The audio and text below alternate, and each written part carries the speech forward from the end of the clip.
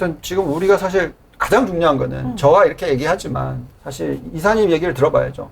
소비 어떻게 되는 거예요 도대체 미국 그렇죠. 소비. 예, 미국 소비가 잘 버텨줘야지 네. 예, 골디락스가 오든 말든 하지. 그쵸. 네. 사실 말씀하셨는데 그 실적이 이제 곧 발표하잖아요. 네. 나이키의 회계 연도가 이제 6월에 끝나는 게 아니라 5월에 끝나가지고 나이키 같은 경우가 실적을 거의 처음으로 발표한 게 돼버렸어요. 네. 근데 요번에 나이키 실적이 굉장히 중요한 것 같더라고요. 나이키한테도 중요하지만 다른 기업들의 바로미터로 좀 판단을 하는 것 같더라고요. 그래서 나이키 실적 발표하고 나이키의 주가도 많이 안 좋았고 다들 나이키가 이 정도라고 하면은 다른 소비나 소비가 유통업체들 힘들겠는데 라는 판단을 할 정도의 얘기들이 있었어가지고 근데 목표가를 줄줄이 좀 낮추고 네, 있는 분위기 뭐 낮추기도 아닌가요? 하고 네. 뭐 그런 판단으로 하고 있어가지고 네. 그런 얘기를 좀 해봐야겠다. 그래서 얘기해 주세요. 예, 궁금했어요. 오늘 진짜 그걸로 너무 준비를 궁금합니다. 했습니다. 사실. 저희도 인터널리 들여다보고 막 분석했거든요. 네네. 예, 어떤 결과인지 좀 굉장히 궁금합니다. 그래서 나이키 실적을 업데이트를 먼저 좀 하면은 실적 하이라이트를 먼저 좀 보여드리고 싶은데 이게 이제 그 실적이 사실은 잘 나왔어요. 네. 실적 내용 자체는 굉장히 좋고 나이키가 나이키 했다. 예, 이거잖아요. 이번에 이제 네. 떨어진 것은 전망이랑 네. 여기에서 재고 증가라든지 이런 것들. 근데 이제 제가 뉴스 같은 거 찾아보니까 재고 증가한 원인이 대충은 나오는데 좀 자세하게 뜯어보고 싶어가지고 제가 이제 IR 자료를 보고 좀 준비를 했는데 네. 보시면 아시겠지만 4분기 실적 22% 증가, EPS 22% 증가했고요. 네. 그 전전 분기부터 해서 다 30%씩 증가하고 오. 있어요. 근데 재밌는 게 3분기 실적 나올 때, 2분기 실적 나올 때도 다 우려가 존재했었어요. 네. 뭐 공급망 이슈도 그렇고 중국 관련된 중국 이슈도 쪽. 그렇고. 하지만 EPS는 계속 아웃퍼폼을 하고 있었다. 그리고 매출 같은 경우에는 뭐 그 서프라이즈 지금 1.16% 나왔으니까 저것도 역시 이제 예상치를 상승을 했거든요. 네. 그래서 그냥 단순히 숫자로만 보면은 EPS 성장률이 두 자릿수가 계속 지금 나오고 있는 상황에서 나쁘지 않다라는 게 나오는데 요번 화두는 두 가지 정도가 되는 것 같아요. 네. 공급망 이슈 그리고 환율. 이 두 가지가 굉장히 크게 작용을 했습니다. 그리고 인플레이션도 당연히 여기에 공급망 이슈랑 포함이 되겠는데 그리고 이제 이 하이라이트 두 개에 대해서 말씀드리고 주목할 만한 점 하나는 나이키가 어느 방향으로 가고 있느냐. 여기 나이키를 들고 계신 분들도 계실 거고 그럼요. 많아요. 향후에 뭐 투자를 고려하시는 분들도 계실 텐데 네. 나이키에 있어서 지금 가장 중요한 부분이 나이키 다이렉트 직판 직접 판매하는 거, 요 부분이거든요. 그래서 요 부분에 대해서 좀 이야기를 나눠보도록 하겠습니다. 그래서 네. 다음 장 한번 보시면 여기 실적을 보시면 여기 매출, 나이키 다이렉트, 홀세일, 영업이익률 해서 이제 하이라이트 부분만 뭐 이제 글씨로 발표를 한 건데 제가 좀 직관적으로 보일 수 있도록 네. 이제 좀 그래프를 만들어 봤는데 4분기인데요. 매출은 보면은 1% 하락을 했습니다. 근데 환율을 감안하지 않는다고, 저게 환율이 다 적용된 거잖아요. 그냥 환율을 중립으로 놨을 때 환율을 감안하지 않는다고 하면 플러스 3% 정도가 나왔어요. 환율이 여기서 작용을 했다는 것을 알 수가 있거든요. 네. 그리고 나이키의 발표에 따르면 요번 매출이 역대 최고치 매출이었어요. 그러니까 사실 매출이 계속 증가를 하고 있다라는 얘기죠. 그리고 나이키 다이렉트 옆에 있는 부분, 제가 이제 제일 나이키에 있어서 중요한 부분이라고 말씀드린 부분인데 저거는 7% 증가를 했고요. 환율 감안하지 않는다고 하면 11% 증가했다. 그러니까 그래서 지금 저쪽 부분이 좋은 거예요. 해외 쪽 비중이 높기 때문에 환율이 절상이 그렇죠. 되면은 많이 네. 영향을 미친다고. 좀 영향을 받을 수밖에 네네. 없어요. 그러니까 강달러에 대한 영향이 지속될 수 있다라는 우려가 존재를 하고 있는 상황이죠. 알겠습니다. 뭐 나이키 다이렉트 결국에는 직접 판매이기 때문에 저쪽 마진율이 좋을 수밖에 없거든요. 근데 저쪽에 집중하는 거예요, 나이키도. 그래서 저거는 계속 증가를 하고 있고요. 홀세일 부분이 바로 이제 뭐 그 도매 쪽에다가 넘겨가지고 그분들이 파는 그쪽 양인데 저거를 보면 저건 7% 감소했어요. 환율 감안하면 뭐 3% 감소한 건데 저거는 지금 몇 년 동안 꾸준히 감소를 하고 있다. 왜냐면 저건 의도적으로 낮춘다고 보면 되거든요. 그리고 영업이익률이 0.8%가 하락했어요. 저거에 대해서도 지금 요번에 굉장히 시장에서 크게 다루고 있는데 네. 저게 이제 주요 원인이 두 개 정도가 있는데요. 중국의 코로나 락다운. 네. 이게 락다운으로 실적이 아니라 공급망 이슈가 작용을 한 거예요. 중국이 완전히 그쪽 락다운을 하면서. 그리고 운임료가 증가를 하고 있다. 아까 말씀하신 것처럼 전 세계에 퍼져 있잖아요. 근데 제조는 예전에도 저희가 나이키 다룰 때 한번 이야기를 했었지만 신발 제조 같은 경우에는 아시아에서 하거든요. 인건비 네. 때문에. 지금은 네. 베트남에서 한 50% 정도 하잖아요. 근데 이게 미국이라든지 다른 나라로 가야 되는데 지금 공급망 이슈도 마찬가지고 상해 완전히 막혔었죠. 그것도 마찬가지고 지금 러시아랑 우크라이나 전쟁하면서 완전히 항로가 막힌 게 많잖아요. 맞아요. 그러니까 운임료가 완전히 증가를 해버린 거예요. 그래서 그게 주요하게 좀 작용을 했고요. 그리고 4분기에는 일회성 비용이 작용을 한 게 하나가 있어요. 러시아에서 나왔죠. 러시아에서 이제 철수했잖아요. 나이키 네, 같은 그쵸, 경우에도. 그쵸. 그리고 이제 유럽 쪽에서는 아르헨티나, 칠레, 우루과이 요쪽에서 이제 저기 유통업자를 통한 에이전시를 통한 판매로 이제 바꾸면서 거기에 좀 비용이 증가를 했거든요. 그래서 요게 1.5억 달러 정도가 일회성 비용이 발생을 했다. 그래서 아. 그런 것들이 좀 주요하게 작용을 한 거예요, 사실상. 그리고 요거 이제 요거 4분기고 2022년도 회계연도 2022년도에를 전체를 한번 보면 매출 같은 경우에는 5% 증가를 했고요. 네. 환율을 감안 안 하고 그거 보면 6% 증가했거든요. 네. 그러니까 이게 환율 여기서 저희가 또 간단하게 볼 수 있는 게 4분기는 네. 환율의 강세 영향이 4% 정도 작용했잖아요. 근데 총 한 해로 보면 1%. 그러니까 하반기에 환율 강세가 더 심했다는 걸 저희가 여기서 볼 수가 있어요. 네네. 요게 내년까지도 이어지면 계속 영향이 이어질 수 있다라는 거고 다이렉트 같은 경우에 14% 증가했습니다. 환율 감안 안 하면 15% 증가하니까 저거 증가세가 굉장히 뚜렷한 거예요. 홀세일은 역시 마이너스 1% 떨어졌고요. EPS가 3.75 정도 나왔는데 역시 5% 정도 증가를 했습니다. EPS 같은 경우에도. 네. 주가 흐름을 한번 보면 요게 이제 5일 주가거든요. 제가 동그라미 친 저 부분이 실적 발표한 날이에요. 주가가 계속 흘러내렸어요. 네. 이게 주가 처음 장 시작하고 주가 발표했을 때까지만 해도 괜찮았거든요. 왜냐하면 실적 자체 외면적으로는 잘 나왔으니까. 근데 어닝콜을 하면서 떨어졌다. 왜냐하면 거기에서 나온 발언이 주역에 바로 작용을 했다라는 것이에요. 이게 그리고 그날 미국이 소비자 신뢰 지수도 발표했어요. 딱 네네네. 소비랑 그쵸, 연결되는. 연결돼가지고. 근데 소비자 신뢰 지수가 98.7이 나왔거든요. 맞아요. 이게 100을 기준으로 올 100 이상이면은 좋을 것 같다. 100 이하면 안 좋을 것 같다. 요건데 그 전분기 몇 달 동안은 100을 넘었어요. 그쵸. 근데 그때 딱 100을 떨어지면서 완전히 98.9. 맞물린 거예요. 그래서 7% 하락을 했다.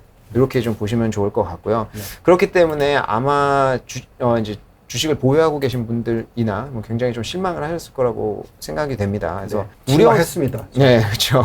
그래서 우려사항이 지금 뭐가 있나 주요하게 해서 다음 장에 한번 보시면 공급망 우려, 재고 증가, 중국 매출 부진, 인플레이션. 요게 이제 표면상으로 지금 계속 뉴스에서 때리고 있는 내용들이에요. 다 요런 게 있네요. 다 우려가 있어요. 있다. 네. 근데 가만히 보면 공급망 우려랑 재고 증가랑 중국 매출 부진 저 세 개는 하나야. 그쵸. 말만 다르지 같은 얘기거든요. 중국하고 관련된 얘기예요. 다 다. 똑같은 얘기. 저거에 대해서 좀 자세하게 얘기를 해보고요. 네. 인플레이션 같은 경우에는 사실 지금 대부분의 기업들이 좀 많이 영향을 받고 있는 아까 우리 본부장님께서도 인플레이션에 대해서 지금 증시에 전반적으로 크게 작용한다라고 하는데 저게 개별 기업 다 마찬가지여서 지금 인플레이션에 대해서 하는 얘기는 그거예요. 인플레이션 너무 많이 오르고 물가 오르면 결국에 싼 제품 찾지 않겠냐라는 어떤 그런 중론이 작용을 하는 건데 네. 이거에 대해서는 그냥 제 개인적인 생각을 말씀드린다고 하면 원래 운동복 자체를 그냥 운동하는 거는 원래 싼 거 살걸요. 그쵸. 저도 마찬가지고요. 제 지인분들 중에 그 타오바오 같은 데에서 완전 싼 운동복 그런 거 사가지고 한국에 파시는 분들 엄청 잘 돼요. 그 이유가 그러니까 이제 헬스장 가서 헬스장에 있는 옷 입고 운동 안 하시잖아요. 잘. 언더아머만 입지 않으세요? 그거는 제가 저번에도 말씀드렸지만 근육이 아닌가? 좀 있어야 된다. 돈이 좀 죄송- 있어야 돼. 물론 헷갈렸어요, 네. 좋은 제품이 몇 개 있지만 네. 소모성은 당연히 원래 싼 거 쓰기 때문에 저는 저게 그렇게까지 크게 작용하지 않을 거라고 생각하지만 지금 투자자의 투심은 그렇다. 마인드는 그렇죠. 그렇다. 네. 그렇죠. 네. 그렇기 때문에 제가 앞에 공급망 우려, 재고 증가, 중국 매출 부진 이 세 개에 대해서 좀 이야기를 나눠볼게요. 이게 좀 중요할 것 같습니다. 그래서 네. 재고 증가부터 좀 보시면 네. 이 재고가 요번 분기에 지금 84억 달러 정도가 나왔는데 이게 23% 증가를 했다는 거예요. 전년 동기 대비해서. 재고 증가가. 네, 증가율이 굉장히 높죠. 네.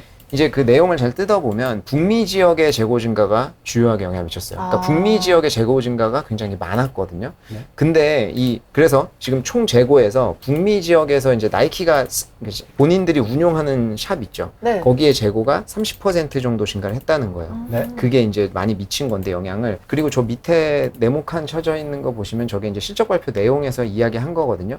In transit inventory라고 써 있잖아요. 네. 저게 이제 운송 중인 회계로 보면은 운송 중인 재고예요.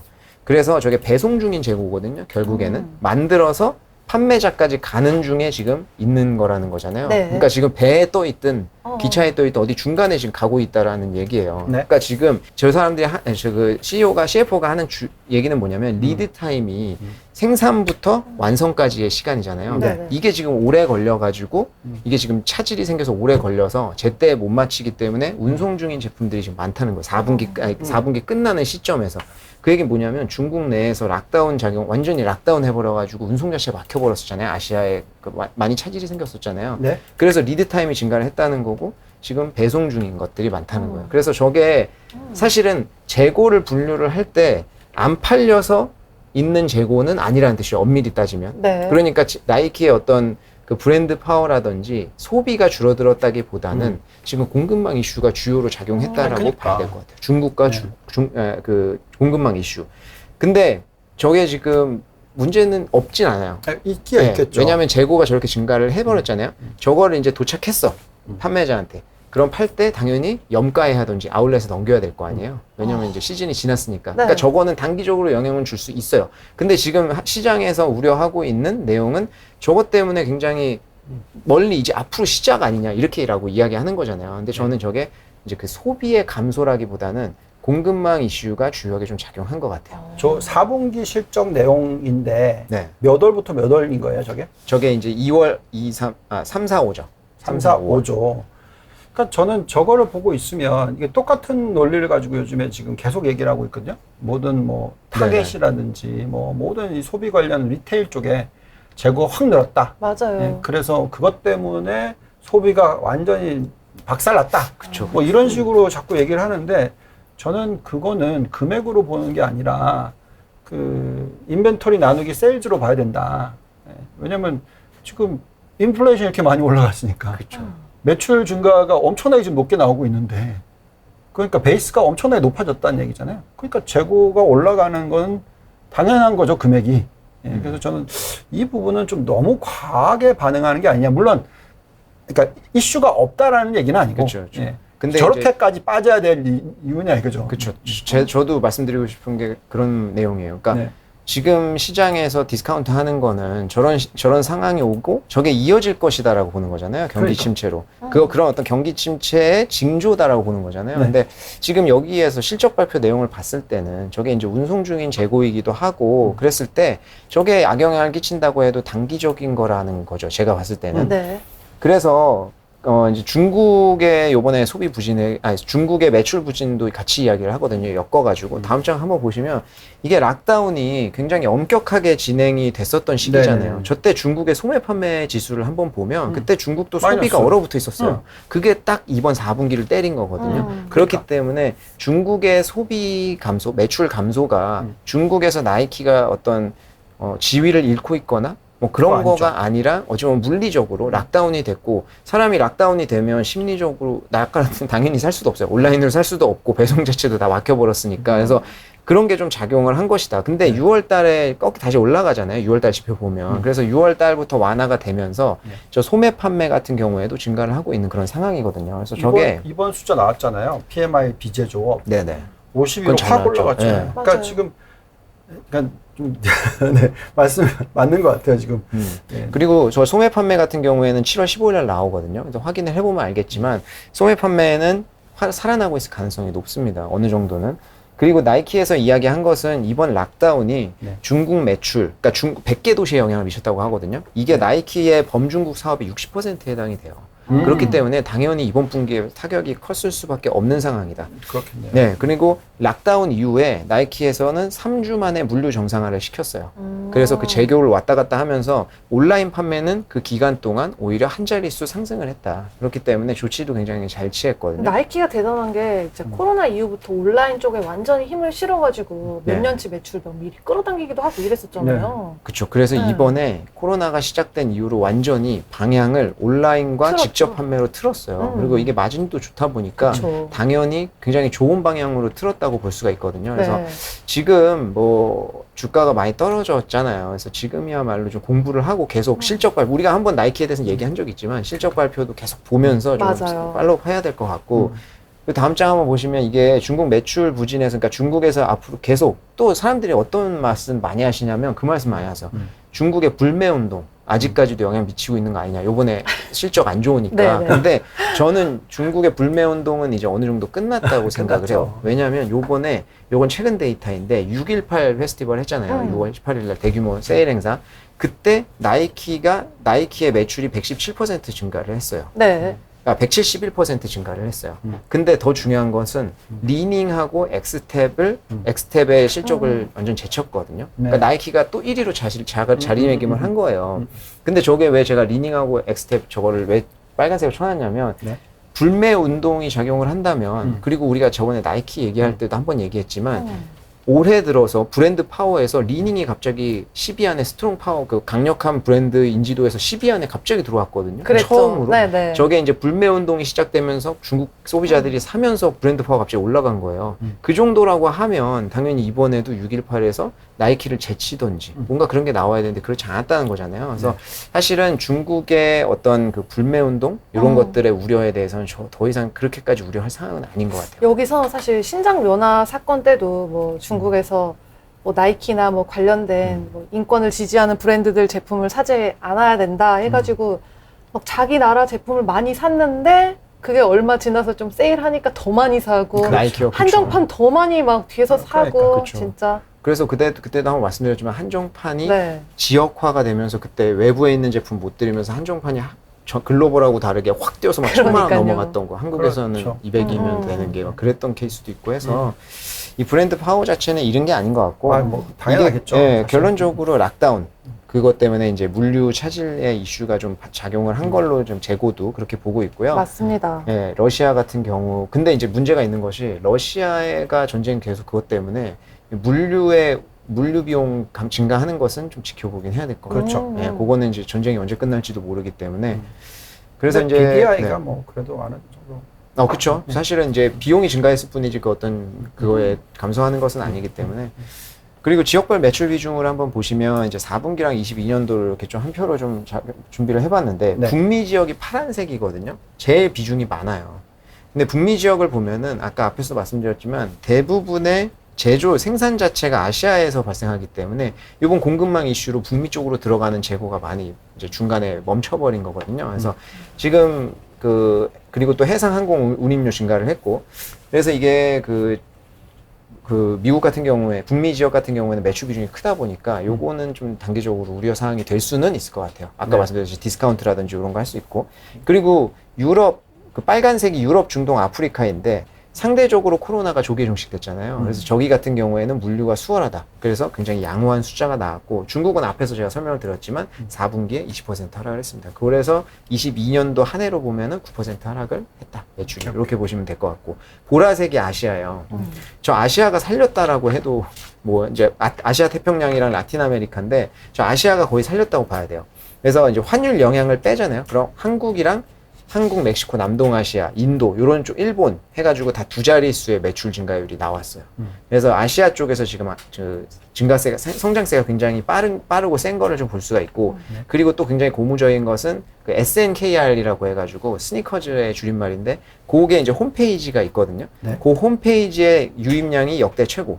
이쪽 지역에서 이제 한국, 멕시코, 일본 쪽에서 역대 최고가 나와가지고 온라인 성장세가 60% 가까이 나왔습니다. 4분기. 그래서 굉장히 빠르게 좀 성장하고 있는 지역이어서 저쪽 매출 비중이 앞으로도 좀 올라갈 수 있을 것으로 보고 있고 또 사업 분야별로 매출 현황을 한번 보시면 이게 이제 그 파란색이 홀세일이고 빨간색이 이제 직접 나이키 다이렉트에서 직접 판매인데 홀세일이 지금까지는 매출 비중이 높아요. 한 60% 정도 나오는데 이게 앞으로 비중이 좀 바뀔 것 같아요. 나이키에서 주력으로 밀기도 있고 상황상으로 봤을 때 그런데 이 나이키 다이렉트 같은 경우에는 이제 마진율 상승을 할 수가 있잖아요. 그래서 순이익률이 과거에 보면은 나이키가 긴 시간 동안 한 9에서 10% 정도 나왔거든요. 근데 최근 들어서 12% 이상으로 올랐고요. 이제 블룸버그의 예측치나 이런 것들을 보면 매년 1%씩 계속 올라갈 것으로 예상을 하고 있어요. 그래서 저런 변화에 따라서 올라갈 것으로 볼 수 있고 저 오른쪽의 표를 보시면 저게 파란색이 2021년도고 빨간색이 2022년도예요. 그래서 네. 부문별로 보시면 확연하게 저희가 확인할 수 있어요. 지금 나이키가 어디에 밀고 있는지, 어디가 성장하고 있는지. 그래서 나이키를 투자하시는 분 같은 경우에는 다이렉트에 좀 집중해야겠다. 그리고 이제 컨버스를 가지고 있잖아요, 나이키가. 2003년에 이렇게 네, 인수를 인수해가지고 했죠. 매출 네. 비중은 굉장히 적기는 한데 그래도 뭐 조단위가 넘어가긴 하거든요. 음. 근데 이제 홀세일도 컨버스도 역시 홀세일은 줄고 온라인 판매가 증가를 하고 있는 어. 그런 추세입니다. 네. 그래서 요 정도가 이제 실적의 업데이트고 CEO의 주요 발언에 대해서 좀 정리를 하자면 뭐 몇 가지가 있는데 존 도나호가 지금 CEO죠. CEO가 이야기했던 첫 번째는 브랜드 강화에 대해서. 제가 이걸 따로 마련한 이유는 CEO나 CFO가 이야기하는 것들은 좀 장기 플랜을 많이 이야기하기 때문에 지금 단기적인 이슈랑은 크게 작용이 없을 수가 있기 때문에 지금 뒤로 좀 말씀드리는데 네. CEO가 저런 얘기 했어요. 힘든 시기지만 투자를 지속하고 있다. 뭐 이런 시기야말로 강한 브랜드가 더욱 강해지는 시기이다. 그죠? 근데 이게 사실 기업이 다 이렇잖아요. 힘든 시기에 살아나는 사람이 독식하는 거거든요. 그쵸. 뭐 투자도 마찬가지고 모든 게 다 마찬가지인데 나이키가 실제로 지금 마진이나 이런 것들이 뭐 그 비용 같은 거 증가하는 쪽에서 R&D나 이런 쪽으로 투자 많이 하고 있어요. 이런 쪽이 지금 경쟁자랑 같은 선상에서 이런 경쟁을 한다고 하면 R&D 쪽이 늘어나는 회사가 살아남을 수밖에 없겠죠. 이게 브랜드가 굉장히 후원을 많이 하잖아요, 나이키가. 그쵸. 근데 여기저기 이제 많이 하다 보니까 최근에 이제 결승전에서 다 1, 2위가 나이키 후원을 받는 쪽이 많이 나왔어요. 그래서 저 그림을 보시면은 농구 쪽에서는 이제 요번에 결승전을 이제 그 골든 스테이트 워리어랑 보스턴 셀틱스랑 했는데 저 골든 스테이트 워리어에서 데이몬드 그린이라는 선수, 저 그림에 있는 저 선수랑 이제 오른쪽에 보스턴 셀틱스에서도 이제 제이슨 테이텀이라고 하는 선수가 다 나이키의 후원을 받는 선수들이거든요. 네. 그래서 나이키 신발을 신고 나와가지고 뛰고 있다. 이게 농구는 팀 후원도 중요한데요. 신발이 더 중요해요. 맞아. 왜냐하면 나이키가 50% 이상의 매출이 신발에서 나오고 조단 브랜드 같은 게 굉장히 인지도가 강해가지고 저 농구에서는 특히 신발을 누가 신고 나오냐, 어떤 신발 신고 나오냐 굉장히 주목받거든요. 그래서 제가 저거는 1, 2 좀 말씀드렸고 밑에 요번에 이제 그 유럽에서 5월에 끝났는데 FA컵 같은 경우에도 이제 요번에 리버풀이랑 첼시랑 마지막에 붙어서 리버풀이 이겼는데 둘 다 공교롭게도 나이키가 후원하는 팀이었어요. 그래서 네. 이제 뭐 계속 브랜드 강화를 위해서 이런 식으로 좀 하고 있다. 그러니까 이제 소위 말하는 잘 나가는 선수들한테 이제 계속 해주고 있죠, 후원을. 이게 좀 언더아머랑 차별화되는 건데 네. 언더아머는 그때도 말씀드렸지만 언더독 그러니까요. 전략으로 좀 하고 있는데 나이키 같은 경우에는 이미 좀 다 선점해 있는 그런 좀 상황이라고 볼 수가 있겠고 네. 그리고 R&D 확장 꾸준히 하고 있다 이런 얘기 했는데 이제 최근에 이제 4월에 개관을 했죠. 이제 세레나 윌리엄스 빌딩이라고 나이키 본사에서 가장 큰 건물이에요. 저기에 이제 디자인이나 뭐 프로덕트 크리에이션 팀 뭐 이런 팀이 들어가가지고 이제 R&D를 계속 할 것으로 예상이 되어 있는데 저 세레나 윌리엄스가 누구냐면 테니스 선수거든요. 네. 미국의 여자 테니스 선수. 그죠, 그죠. 네, 그랜드슬램 최다승을 했어요. 그래서 뭐 테니스 여제 뭐 이렇게 불리는데 요새 테니스가 되게 잘 나가잖아요. 대세죠? 네, 네. 요새 약간 골프는 지고 테니스는 좀 떠오르는 젊은 세대에서 그런 것 같은데 그런 게 좀 반영이 됐는지는 모르겠지만 어쨌든 최근에 저런 R&D 센터를 열어가지고 이제 계속 지원을 하고 있다. 저런 그리고 건물에서 일하면은 아이디어가 그냥 나오겠어요. 너무 이쁘다. 문에 진짜. 들어가자마자 나올 와, 수도 있어요. 정말 멋있다, 진짜, 그죠? 네. 죄송합니다. 그리고 르브론 제임스 이노베이션 센터라고 해서 저것도 작년 가을에 개관했거든요. 그래서 여기에서도 기능 개선, 농구화라든지 기능 개선 관련된 R&D 계속 나오고 있고 저것도 건물 엄청나게 굉장히 적고 그리고 나이키 스포츠 리서치 랩이라고 기존에 있던 R&D 팀이 또 있어요. 그러니까 여러 가지가 분류가 돼요. 왜냐면 브랜드가 많다 보니까. 근데 거기에서도 이제 퍼포먼스 개선 관련돼서 여기는 라이프 스타일에 접목하는 걸 하고 있거든요. 이게 신발 종류를 보면 농구화가 있고 뭐 이제 거의 탭 까보면 러닝화도 나오는데 있고? 러닝화 나오고 네. 여러 개 있는데 라이프 스타일화가 우리가 신는 대부분의 신발이에요. 아. 그래서 에어조단 브랜드도 농구화였잖아요. 네. 근데 까보면 라이프 스타일로 나오거든요. 그러니까 이게 지금 라이프 스타일이 대부분 기능성이 아니라 대부분의 신발이기 때문에 여기에서 이제 중요한 거죠. 그 퍼포먼스를 접목시켜가지고 라이프 스타일 쪽에 계속 이제 주력으로 밀고 있고요. 그래서 요게 이제 뒤에 한번 신규 파이프라인도 좀 보시면 신규 파이프라인에 대해서도 계속 이제 언급을 하더라고요. 그래서 요 선수가 최근에 이제 NBA에서 떠오르는 선수인데 루카 돈치치라고 유럽 출신 선수거든요. 이분이 이제 댈러스 매브릭스에서 이제 최근에 뜨는데 뭐 뉴스에 따르면 뭐 조단이나 뭐 샤키로닐이나 르브론이랑 뭐 비견할 정도의 실력이라고 많이 이야기를 하는데 모르겠으면 제 농구 좋아하는 제 친구한테 물어보니까 잘하는데 그 정도는 아닌 것 같은데 뭐 주관적인 게 좀 들어간 것 같기도 하고요. 근데 하여튼 어쨌든 최근에 굉장히 뜨는 선수예요. 그래서 이제 요번 플레이오프에서 이 넘버원 이제 첫 번째로 이제 뽑혔고 2, 3위가 아까 앞에서 말씀드린 제이슨 테이텀 그리고 3위가 스테판 커리거든요. 그래서 3위 스테판 커리 같은 경우는 언더아머의 후원을 받고 있잖아요. 그래서 1, 2, 3위에서 1, 2위는 나이키, 3위는 언더아머. 그래서 이게 사실은 뭐 나이키가 여러 사람을 후원하다 보니까 뭐 후원 다 하는 거 아니야 이렇게 생각할 수 있지만 후원 같은 경우에는 뭐 많이 하고 스폰서는 그리고 그 중에서 그 플레이어들 이름을 딴 신발이 나오는 경우 같은 경우에는 되게 특이한 케이스거든요. 척 테일러 올스타. 척 테일러 네. 척 테일러 누구냐? 아닌가? 이름이 되게 그 올스타에 이렇게 올스타가 처음에 농구화였잖아요. 거기 별표 척 테일러는 네, 컨버스. 별표 마크에 척 테일러 컨버스. 나 지금, 네. 지금 척 테일러를 갑자기 들으니까 제가 컨버스, 헷갈렸는데 그러니까요. 컨버스에서 제일 많이 신는 모델이 그쵸. 이제 그거 그렇죠. 척 테일러가 이제 컨버스 이제 조단도 원래는 그거랑 하고 싶었다고 하더라고요. 네, 그런 건데. 예. 그래서 이게 다음 장에 보시면 이 루카 돈치치를 후원하고 요새 굉장히 뜨니까 신발을 냈거든요. 그래서 최근에 이게 아마 7월 1일인가? 7월 1일 날 나왔어요, 이미. 그래서 뭐 품절 사태까지는 아니지만 저기 보면 에어조단 브랜드잖아요. 네. 그래서 에어조단 36 같은 경우에는 루카 돈치치 모델로 나오는 거예요. 그래서 그 사람이 이제 사실은 굉장히 잘한다는 것을 여기서 좀 볼 수 있는 건데 이제 플레이어의 이름을 따서 나온다는 거니까 앞으로 시리즈로 계속 나온다는 얘기고 여기서 보면은 뭐 7월 1일 날 나온다 공지를 하면서 뭐 온라인에서 사라고 하잖아요. 네. 뭐 온라인에서 줄 서가지고 사라는 건데 이런 식으로 약간 한정판으로 멤버십 가입도 시키고 온라인으로 계속 유입을 시키는 거예요. 그래서 거기에서 이제 그 드로우에 참여하도록 좀 이렇게 만드는 효과가 있어서 계속 온라인 쪽으로 연관시키고 있다. 그리고 여기에 이제 포뮬러 23이라는 폼이 사용이 되는데 요것도 성공적으로 좀 대비를 마쳤거든요. 그래서 조단 브랜드 전반적으로 기능이 좀 개선될 것으로 예상을 하고 있어요. 그리고 이제 그 파트너 협업 모델에 대해서도 이야기를 했는데 이게 이제 딕스 스포팅 굿즈라고 스포츠 전반적으로 이제 종합 스포츠용품 판매점인데 한국에는 이런 개념이 조금 없어가지고 생소할 수도 있는데 약간 뭐 이마트 이런 데 같이 굉장히 큰 마트인데 스포츠 용품을 다 팔고 있고 뭐 섹션별로 나눠져 있고 뭐 골프 뭐 농구, 테니스 이렇게 그 섹션별로도 나눠져 있고 남자, 여자, 뭐 브랜드별로 다 있는 데거든요. 이제 나이키가 여기랑 같이 파트너십을 맺고 이제 나이키 스토어즈 파트너십 모델이라고 하거든요. 이 파트너를 맺고 여기에다가 이제 제품을 공유를 하는데 가장 중요한 것은 이제 멤버십을 공유를 해요. 그래서 딕스 스포팅 굿즈에도 멤버십이 있잖아요. 그 사람들이 나이키로 같이 이전이 되는 그런 효과가 있거든요. 그래서 그걸로 좀 공유를 하는 그런 모델을 사용을 하고 있고, 그리고 향후에는 나이키 한정판 제품 같은 것도 여기서 이제 발매를 하고, 그리고 이제 나이키 제품을 산 거를 반품이라든지 온라인에서 픽업 같은 것도 여기서 하게 이제 굉장히 그것까지요? 긴밀하게 영향이 되고 있어요. 그래서 최근에 나온 실적 같은 경우에 보면은 여기 딕스 스포츠 굿즈도 나이키랑 긴밀하게 연계를 하면서 실적이 좋게 나왔다. 이런 얘기까지 지금 나오고 있는 그런 상황입니다. 중국 같은 경우에도 이런 파트너십으로 이제 제고를 하고 있고요. 그리고 이제 그 CFO인 맵프렌드, 그러니까 실적 발표를 보면은 둘이 이제 꼭 번갈아 가면서 이제 발언을 하는데 맵프렌드가 굉장히 사실 또 중요해요. 왜냐면 이제 CFO다 보니까 숫자 이야기도 많이 하고 전망 이야기도 꼭 하거든요. 그래서 맵프렌드의 주요 발언을 보면은 이제 나이키의 장기 가치를 제고하는 3가지 요소에 대해서 이야기를 합니다. 첫 번째는 글로벌 포트폴리오. 이게 뭐냐면은 이제 포트폴리오, 우리가 뭐 주식 갖고 있을 때 포트폴리오도 이야기 하잖아요. 나이키가 갖고 있는 브랜드 포트폴리오인데 이제 나이키랑 조단 브랜드랑 컨버스 이렇게 3개를 이야기하거든요.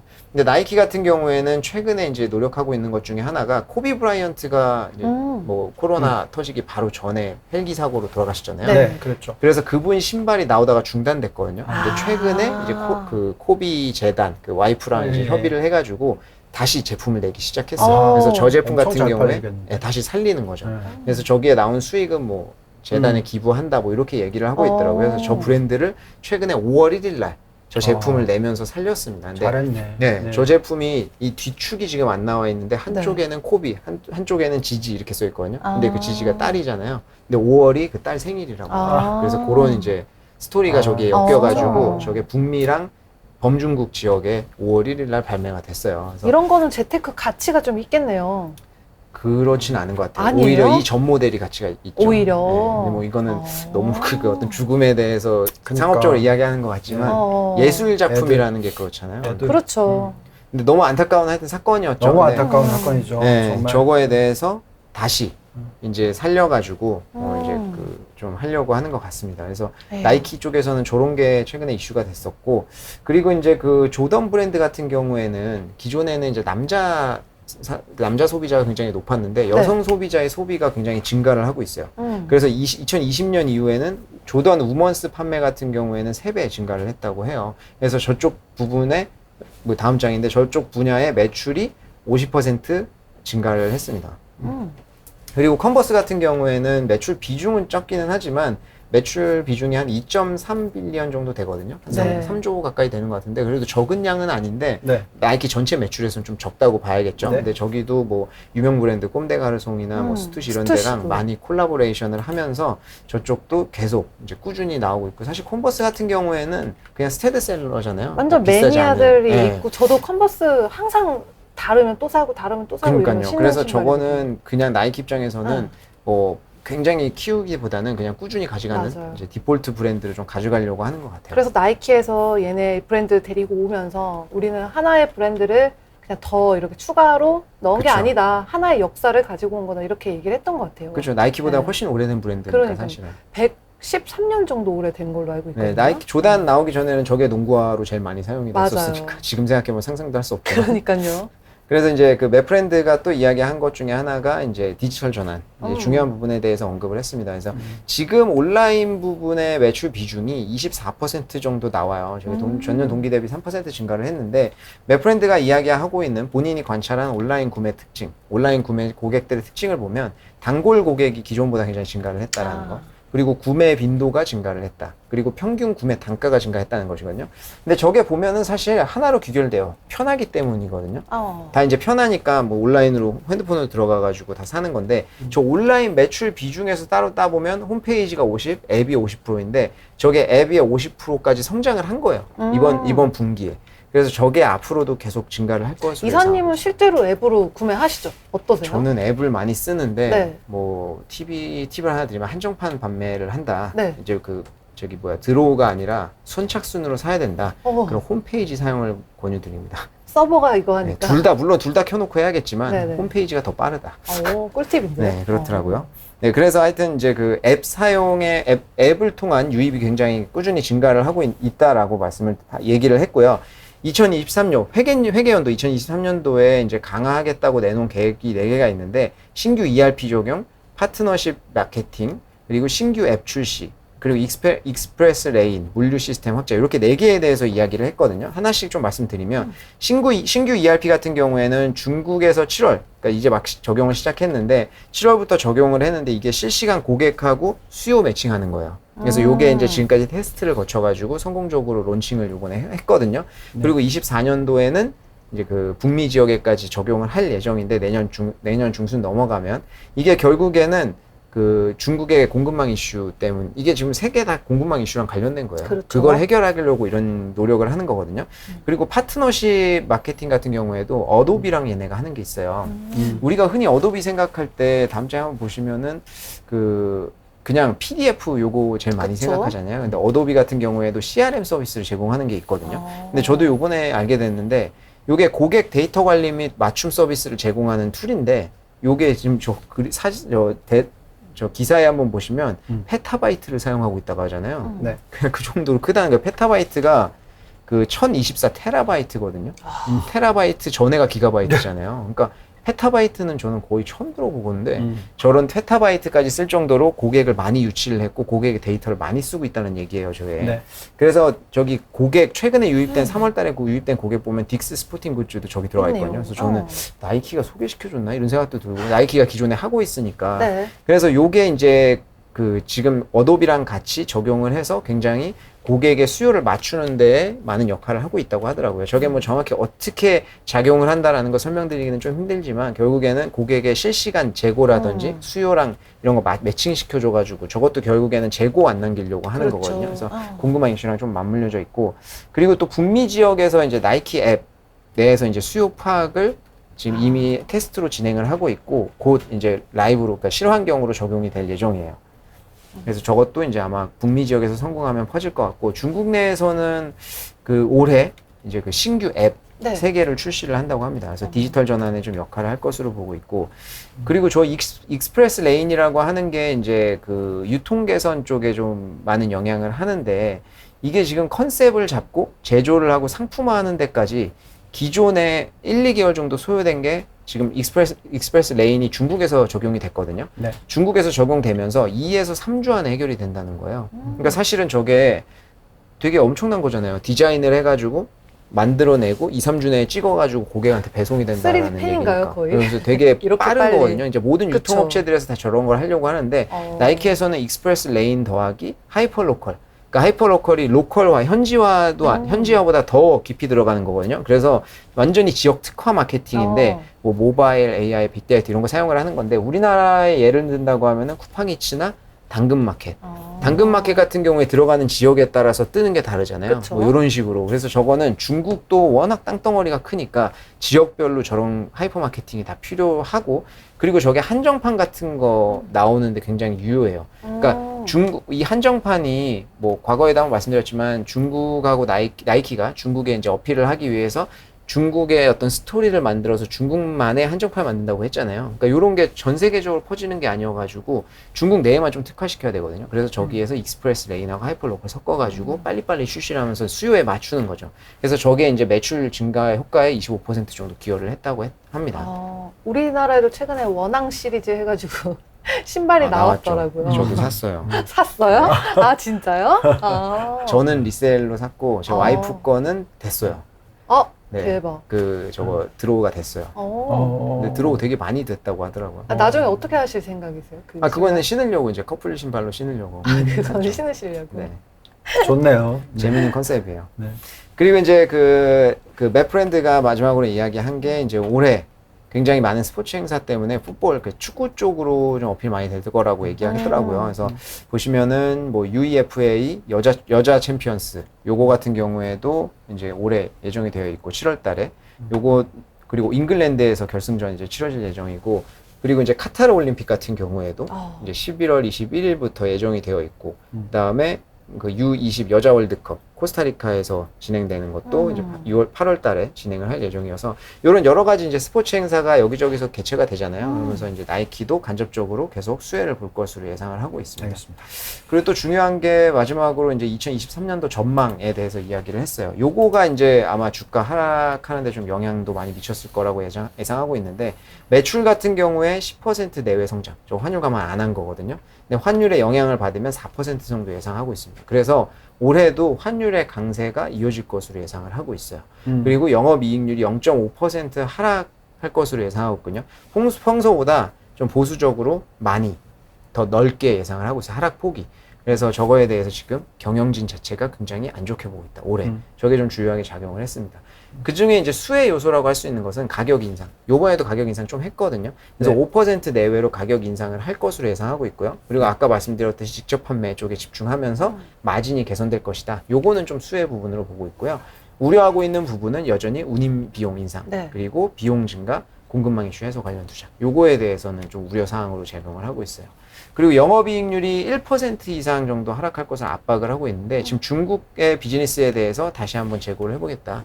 즉 중국 비즈니스를 제일 많이 얘기하라 하더라고요. 그래서 이것저것 많이 접목을 시키고 조정을 해보려고 하는 것 같은데 저것 때문에 이제 이익률도 좀 하락을 할 것으로 보고 있고 판매 관리비도 9에서 10% 정도 증가를 한다. 그래서 전반적으로 봤을 때 올해의 전망에 대해서 굉장히 부정적으로 좀 생각을 하고 있어요. 그렇기 때문에 이제 저게 주가 하락에 주요하게 작용을 했고요.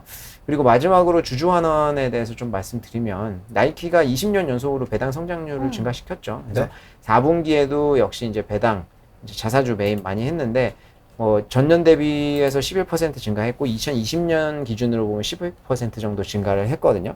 그리고 자사주 매입 같은 경우에는 4분기에는 850만 주 2022년도 2,730만 주 자사주 매입을 했습니다. 그래서 이게 자사주 매입 같은 경우에는 그 플랜이 있어요. 보통 이제 이사회에서 4년에서 5년씩 플랜을 내는데 2018년도에 4년 플랜으로 해서 원화로 15조 원 정도 자사주 매입을 이제 승인했거든요.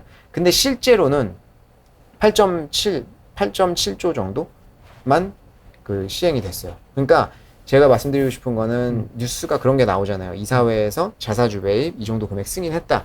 그렇다고 해서 그게 무조건 다 해소된다고 보면 안 되는 거예요. 왜냐하면 자사주 매입 자체가 시장 상황에 따라서 그리고 본인들의 이제 회사가 저평가되어 있다고 할 때 하는 경우가 많거든요. 네. 그렇기 때문에 지금 같은 경우 자사주 매입을 공격적으로 하겠지만 뭐 하여튼 4년 플랜의 반 정도만 해소를 했다. 그리고 올해 6월에 신규 플랜으로 18조 원 정도가 나왔어요. 그래서 아마 이제 자사주 매입 같은 경우에는 향후에도 꾸준히 할 것으로 예상되고 있습니다. 네.